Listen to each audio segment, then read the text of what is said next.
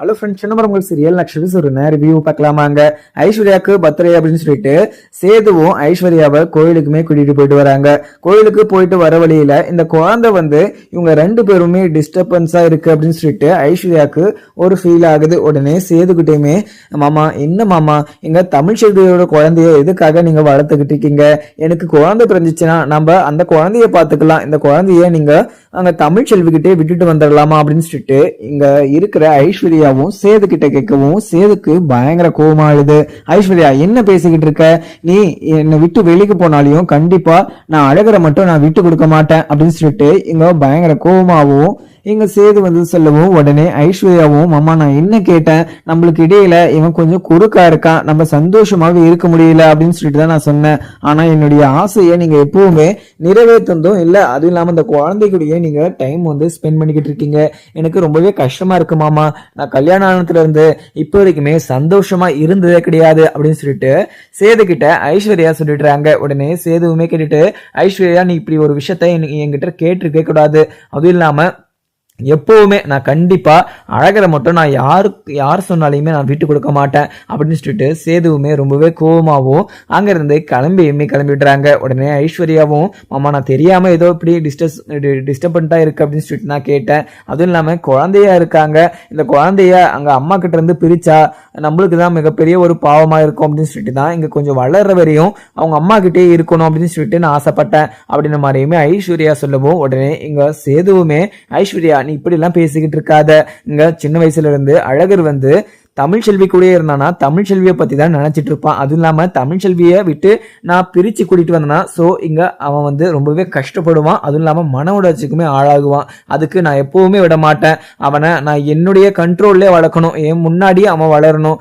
என்னுடைய கஷ்டங்கள் என்னுடைய நஷ்டங்கள்னு சொல்லிட்டு எல்லாமே தெரியணும் அப்படின்னு சொல்லிட்டு இங்க சேதுவுமே ஐஸ்வர்யா கிட்ட சொல்லிடுறாங்க. உடனே இங்க ஐஸ்வர்யாவும், சரிங்க மாமா நான் ஏதோ தெரியாம இப்படி ஒரு கேள்வியை கேட்டுட்டேன், என்னை மன்னிச்சுக்கோங்க, சரிங்க மாமா அடுத்து நம்ம எங்க போலாம் அப்படின்னு சொல்லிட்டு இங்க ஐஸ்வர்யாவுமே கேட்கறாங்க. உடனே இங்க சேதுவுமே, நான் இதை பிளான் போட்டுட்டு நான் சொல்றேன் அப்படின்னு சொல்லிட்டு உடனே இங்க சைலண்டாவும் ஆயிடுறாங்க சேதுவும். அதுக்கப்புறம் என்ன, இங்க ஊருக்கு வெளியூர்ல இருந்து போஸுமே ஊருக்கு வர்றதா இங்க ஈஸ்வரி கிட்ட சொல்லியிருப்பாங்க. ஈஸ்வரியும் அங்க இருக்கிற ராஜாங்கத்துக்கிட்ட போயிட்டு, மாமா இன்னைக்கு சேது இங்க போஸ் இன்னைக்கு வரானா, அதுவும் இல்லாம போஸ் ரொம்ப நாள் கழிச்சு வரான், எனக்கு ரொம்பவே சந்தோஷமா இருக்கு மாமா அப்படின்னு மாதிரியுமே இங்க ஈஸ்வரி ராஜாங்கத்துக்கிட்ட சொல்லவும், உடனே இங்க ராஜாங்கமும் அவன் என்ன ஒரு இன்டென்ஷனோட வரானோ தெரியல, அதுக்கு முன்ன நிறைய பிரச்சனை பண்ணிக்கிட்டு இருந்தான், அதுக்கப்புறம் காவியா தான் இங்க போஸைவே மாத்தினா, அதுவும் இல்லாம போஸ் நம்ம கிட்ட நிறைய ஃப்ராடு தனமும் பொய்த்தனமெல்லாம் பண்ணிட்டு இருந்தான். இப்ப திருந்திட்டானா இல்ல அப்படியே தான் இருக்கானான்னு சொல்லிட்டு தெரியல. அவன் திருந்திட்டு இருந்தா ரொம்பவே நல்லாவும் இருக்கும், அப்படி திருந்தாம இருந்தானா மறுபடியும் இந்த வீட்டுக்குள்ளேயே வர முடியாது அப்படின்னு சொல்லிட்டு இங்க ராஜாங்கம் மனசுக்குள்ளேயே நினைச்சுக்கிறாரு. அங்க இருக்கிறவங்ககிட்டயும் சொல்லிட்டுறாங்க. இதை கேட்ட ஈஸ்வரியுமே, மாமா என்ன மாமா வராதமா, நீங்க அவனை பத்தி இப்படி தப்பா சொல்லிட்டு இருக்கீங்க, கண்டிப்பா அவன் முன்ன மாதிரியெல்லாம் இல்ல மாமா, இப்ப ரொம்பவே மாறிட்டான். போஸ் இங்க காவியா சொல்ற பேச்சை தான் கேட்டுக்கிட்டு இருக்கான். அப்ப போஸ் நான் எதனா ஒரு தப்பு பண்ணாலையும் அந்த தப்பை பண்ண வேணாம்னு சொல்லிட்டு எனக்கே அவன் அட்வைஸ் பண்ற அளவுக்கு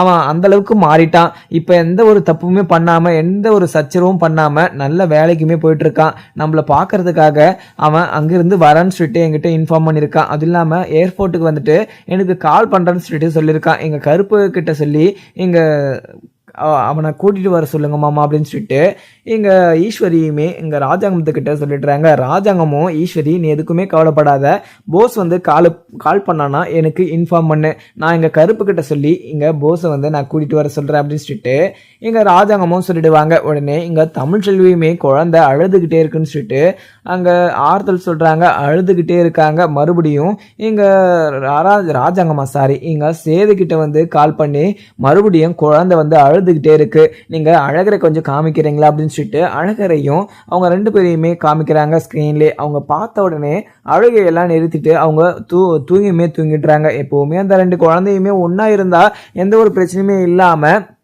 அவங்க ஆறுதலாகவும் இருந்தாங்க, குழந்தைக்கும் எந்த ஒரு இஷ்யூஸும் இல்லாமல் இருந்துச்சு. இப்போ சேதுவுமே அந்த வீட்டில இருந்து போன பிறகு அழகரும் அழுதுகிட்டே இருக்கான். இங்கே தமிழ்ச்செல்வி கிட்ட இருக்க குழந்தையும் அழுதுகிட்டே இருக்கு. ரெண்டு பேரும் வீடியோ கால்லையோ ரெண்டு பேரும் ஒரு நாளைக்கு 10 டைம் பார்த்தா மட்டும்தான் அவங்களுக்கு தூக்கமே வருது போல. அந்த சின்ன குழந்தைங்களுக்கு கூட தெரியுது ரெண்டு பேரும் ஒன்றா இருக்கணும் அப்படின்னு சொல்லிட்டு. ஆனால் இந்த விஷயம் இங்கே சேதுக்கு புரியாமல் தமிழ்ச்செல்வி தப்பு பண்ணாத ஒரு தமிழ்ச்செல்வியை அங்கே தமிழ்ச்செல்வி அசிங்கப்படுத்தி அந்த வீட்டை விட்டுமே துரத்தி அமைச்சிட்டாங்க. அந்த ஒரு அசிங்கத்தில் மறுபடியும் நான் அந்த வீட்டுக்குள்ளே வரமாட்டேன்னு சொல்லிட்டு தமிழ்ச்செல்வியுமே அந்த வீட்டில இருந்து வந்துட்டு இருப்பாங்க. அதுக்கப்புறம் என்ன, சேதுவுமே அங்கே தமிழ்ச்செல்வி மேலே கூவுறதுனாலையும் மனசுக்குள்ள தமிழ்ச்செல்வி மேலே கொஞ்சம் பாசம் இருக்க தான் செய்யுது. இங்கே ஐஸ்வர்யா தான் என்னதான் இருந்தாலையும் கோவத்தில் கல்யாணம் பண்ணாலையும் ஐஸ்வர்யா மேலே கொஞ்சம் கூட பாசமும் இல்லை. அவங்கள கல்யாணம் பண்ணிக்க அவங்களுக்கு விருப்பமும் கிடையாது. தமிழ்ச்செல்வி மேலே இருந்த கோவத்தினால இங்கே ஈஸ்வரி சொல்கிறாங்க அப்படின்னு சொல்லிட்டு ஐஸ்வர்யாவுமே கல்யாணம் பண்ணிக்கிட்டாங்க. கடைசியில் இங்கே ரெண்டு பேரும் ஒன்றா இருக்கிற மாதிரி தான் வருது. டெய்லியும் பார்த்தீங்கன்னா 10 டைம் ஃபோன் பண்ணுற மாதிரியும் வருது. இப்படி கடைசி வரைக்கும் பேசிக்கிட்டு கடைசியில் இங்கே தமிழ்ச்செல்வியும் போஸும் பார்த்தீங்கன்னா ஒன்றாவும் சேருவாங்க.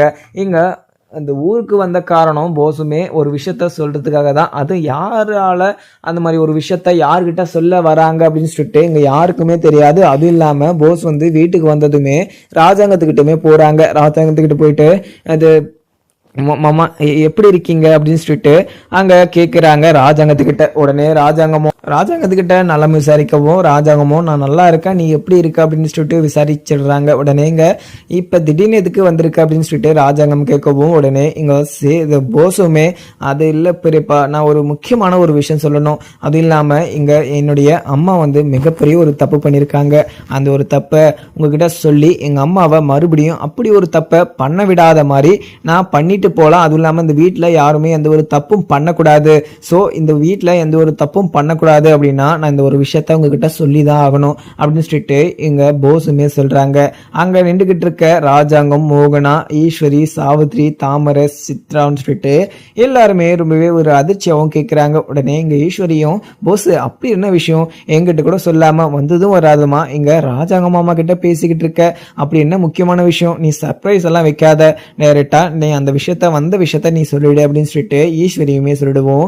உடனே அம்மா நீங்கள் கொஞ்சம் பொறுமையாக இருங்க, இந்த விஷயத்த சொன்னா நீங்கள் ரொம்பவே அதிர்ச்சி ஆகிடுவீங்க, அதனால தான் நான் கொஞ்சம் பொறுமையாகவும் சொல்லிக்கிட்டு இருக்கேன். ஏன்னா உங்களுக்குமே வயசாகிக்கிட்டு இருக்கு, நான் சொல்கிற விஷயத்த கேட்டு உங்களுக்கு ஏதோ ஒன்று ஆயிடுச்சு அப்படின்னா நான் என்ன பண்ணுவேன் அப்படின்னு சொல்லிட்டு இங்கே போஸுமே சொல்லிடுறாங்க. உடனே இங்கே ராஜாங்கமும் போஸு என்ன விஷயம், நீ என்ன விஷயம் சொல்ல வந்த அப்படின்னு சொல்லிட்டு கேட்கவும் உடனே இங்கே போஸுமே மாமா நான் ஒரு விஷயம் சொல்ல போகிறேன், என்னுடைய அம்மா வந்து மிகப்பெரிய ஒரு தப்பு பண்ணியிருக்காங்க. அதுவும் இல்லாமல் எங்கள் தமிழ்ச்செல்வி இந்த வீட்டை விட்டு பிரிஞ்சதுக்கும் எங்கள் அம்மா தான் ஒரு வகையில் காரணமாக இருந்திருப்பாங்க, இப்போ இருப்பாங்கன்னு நினைக்கிறேன். அதுவும் இல்லாமல் அந்த ஆபத்தான காட்டுக்குள்ளே அந்த ஆபத்தான காட்டுக்குள்ளே போய் இங்கே தமிழ்ச்செல்வியை வந்து அங்கவே இது போட்டு தலை சொல்லி கொலை பண்ண சொல்லி எங்கள் அம்மா தான் சொன்னாங்க. எங்கள் அம்மா சொன்னதுனால தான் நாங்கள் போய் அங்கே பிரச்சனை வந்து நான் எதுவுமே ஆகக்கூடாது அப்படின்னு சொல்லிட்டு தான் நினச்சேன். ஆனால் நான் அது மாதிரி பண்ணணும் அப்படின்னு சொல்லிட்டுலாம் நினைக்கல. அதுக்கு முன்னே எனக்கு ஒரு வேறு மைண்டாக இருந்துச்சு. காவியா வந்த பிறகு எனக்கு எல்லாமே ரியலாக எனக்கு புரிய வந்துச்சு. அதுவும் இல்லாமல் நிறைய விஷயத்தில் நான் தப்பு பண்ணுறேன் அப்படின்னு சொல்லிட்டு எனக்கு ஒவ்வொரு விஷயமா புரிய வச்சது இங்கே காவியா மட்டும்தான். காவியா சொன்னதில் எனக்கு ஒரு விஷயம் மட்டும் புரிஞ்சிச்சு, யாருக்குமே எந்த ஒரு கெடுதலும் பண்ணக்கூடாது, அதுவும் இல்லாமல் மற்றவங்க கஷ்டப்படுற மாதிரி எந்த ஒரு விஷயமும் பண்ணக்கூடாது. ஸோ எங்க அம்மா பண்ண தப்ப நான் உங்ககிட்ட ஓப்பனாகவும் சொல்லிடுறேன். அதுவும் இல்லாமல் தமிழ்ச்செல்வி மேலே இருக்கிற கோவத்தில் தமிழ்ச்செல்வியை அந்த வீட்டை விட்டு துரத்தணும் அப்படின்ற ஒரு நோக்கத்தில் எங்கள் அம்மாவுமே இந்த வீட்டுக்குள்ளே இருந்துக்கிட்டு நிறைய விஷயங்கள்ல பண்ணியிருக்காங்க. அதை நான் முதல்ல இருந்தே சொல்லிடுறேன். அந்த ஆபத்தான காட்டுக்குள்ளே அங்கே தமிழ்ச்செல்வியை கொலை பண்ண சொன்னது எங்கள் அம்மா மட்டும்தான். எங்கள் அம்மா சொன்னதுனால அந்த ஒரு விஷயமும் பண்ணேன். தமிழ்ச்செல்வியை அடிச்சுட்டு அந்த மாத்து மருந்தை கொண்டு வந்து உங்களை காப்பாற்றினேன். அதுவும் இல்லாமல் எங்கள் அம்மாவை மாட்டிக்க கூடாதுன்னு சொல்லிட்டு அந்த கல்யாணத்துல கூட நான் தான் பண்ணேன் அப்படின்னு சொல்லிட்டு நான் ஒத்துக்கிட்டேன். அதுக்கப்புறம் இப்போ தமிழ்ச்செல்வியை அந்த வீட்டை விட்டு வெளியே துரத்தணும் அப்படின்னு சொல்லிட்டு அந்த ஜெனிக்கும் அது அவங்களுடைய லவருக்கும் கல்யாணம் பண்ணி வைக்க சொல்லி இங்கே ஐஸ்வர்யாவை வச்சு அவங்க அப்பா கிட்ட பேச வச்சது எங்கள் அம்மா மட்டும்தான். எங்கள் அம்மா தான் மிகப்பெரிய ஒரு தப்பு பண்ணியிருக்காங்க. நல்லா சந்தோஷமாக இருந்த ஒரு ஃபேமிலியில் இப்படி ஒரு விரிசலை உருவாக்கி விட்டது எங்கள் அம்மா தான் அப்படின்னு சொல்லிட்டு அந்த ஒரு ஆதாரபூர்வமாக நிரூபிச்சிடுறாங்க. உடனே இதெல்லாம் கேட்ட எல்லாருமே பயங்கர கோபமாகவும் இது போஸ் என்ன சொல்லிக்கிட்டு இருக்க போஸ், எனக்கு நீ சொல்றதெல்லாம் கேட்கிற போது எனக்கு ரொம்பவே குழப்பமாவும் இருக்கு. அதுவும் இல்லாம நீ சொல்றதெல்லாம் உண்மைதானா, இதுக்கு சாட்சி உங்ககிட்ட இருக்கா அப்படின்னு சொல்லிட்டு அங்க ராஜாங்கம் கேட்கவும் உடனே போஸுமே அந்த ஆதாரத்தையுமே எடுத்துக்கிட்டு இருக்காங்க. உடனே இங்க ஈஸ்வரியும் போஸ் என்ன பண்ணிக்கிட்டு இருக்க போஸ், நான் என்ன தப்பு பண்ணேன், நான் தப்பு பண்ணாத விஷயத்தெல்லாம் சொல்லிக்கிட்டு இருக்காது போஸ், எனக்கு ரொம்பவே கஷ்டமா இருக்கு, நீ வந்தேன்னு சொல்லிட்டு சந்தோஷமா இருந்துச்சு, நீ இதுக்கு தான் வந்திருக்குன்னு சொல்லிட்டு நான் கொஞ்சம் கூட நினைச்சு கூட பார்க்கல, என்ன எதுக்கு இப்ப இப்படி நீ மாட்டி விட்டுற அப்படின்னு சொல்லிட்டு அங்க ஈஸ்வரி சொல்றாங்க. உடனே இங்க போஸுமே அம்மா எப்பவுமே எதுவுமே எல்லாமே ஒரு லிமிட் தான், அதுவும் இல்லாம நீங்க பண்ணது மிகப்பெரிய ஒரு தப்பாவும் தப்பு மேல தப்பு பண்ணிக்கிட்டே இருக்கீங்க, இதுக்கு ஒரு முற்றுப்புள்ளி வைக்கணும், அதுவும் இல்லாம மறுபடியும் நீங்க இப்படி ஒரு தப்பை பண்ணவே கூடாது.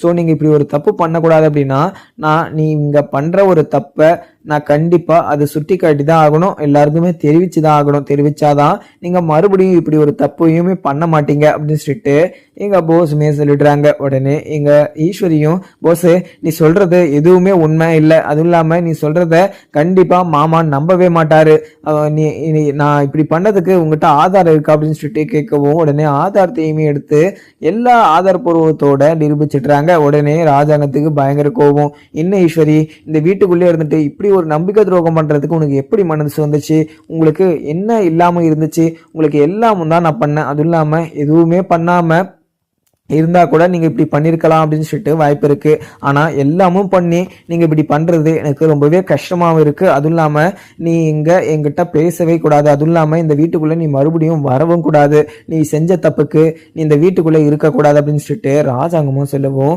உடனே ஈஸ்வரியும் மாமா நான் இப்படி ஒரு தப்பை பண்ணல மாமா, எங்க போஸுக்கு ஏதோ மண்டை குழம்பிடுச்சுன்னு போல இப்படி பேசிக்கிட்டு இருக்கான், இவனை ஃபர்ஸ்ட் முதல்ல இந்த ஷோரூமை விட்டு நீங்க வெளியே அனுப்பிச்சு விடுங்க, அதுவும் இல்லாம இந்த வீட்டை விட்டு வெளியே அனுப்பிச்சு விடுங்க, அவன் பண்ண தப்ப சரி பண்ணி இப்படி ஒரு விஷயத்த சொல்லி அவனை மன்னிச்சு இந்த வீட்டுக்குள்ள நீங்க ஏத்துப்பீங்க அப்படின்னு சொல்லிட்டு இப்படி எல்லாம் ஒரு பொய் சொல்லிக்கிட்டு இருக்கான், மாமா நீங்க அவனை நம்பவே நம்பாதீங்கன்னு சொல்லிட்டு அங்க ராஜாங்கத்துக்கிட்ட சொல்லவும் உடனே இங்க மோகனாவுமே இங்க பாருங்க ஈஸ்வரி நீ பண்ணது தப்பு, அதுவும் இல்லாம நீ பண்ண தப்ப அங்க உண்மையா தான் சொல்லிட்டு இருக்காங்க உன்னுடைய பையன் போஸ், அவன் சொல்றதை ஏன் நீ தட்டி கழிச்சிட்டு இருக்க, யாராவது அவங்க அம்மா மேலேயே இப்படி ஒரு குற்றச்சாட்டை வைப்பாங்களா, இப்படி பண்ணாத ஒரு தப்பை சுமத்துவாங்களா, கண்டிப்பா நீ இந்த ஒரு தப்பை பண்ணிருக்கிறனாலதான் உன் மேல இப்படி இவ்வளவு பெரிய ஒரு ரிப்போர்ட் வந்திருக்கு, அதுவும் இல்லாம போஸே உன்னை மாட்டி விடுறானா, கண்டிப்பா போஸ் எந்த ஒரு தப்பும் பண்ணாம இப்ப திருந்தி வாழ்ந்துகிட்டு இருக்கான்னு சொல்லிட்டு நினைக்கிறேன், எனக்கு போஸை பார்க்குற போது ரொம்பவே பெருமையாகவும் இருக்கு, இவங்க தப்பு பண்ணவங்க யாரா இருந்தாலையும் அவங்க தண்டனையை அனுபவிச்சே ஆகணும்,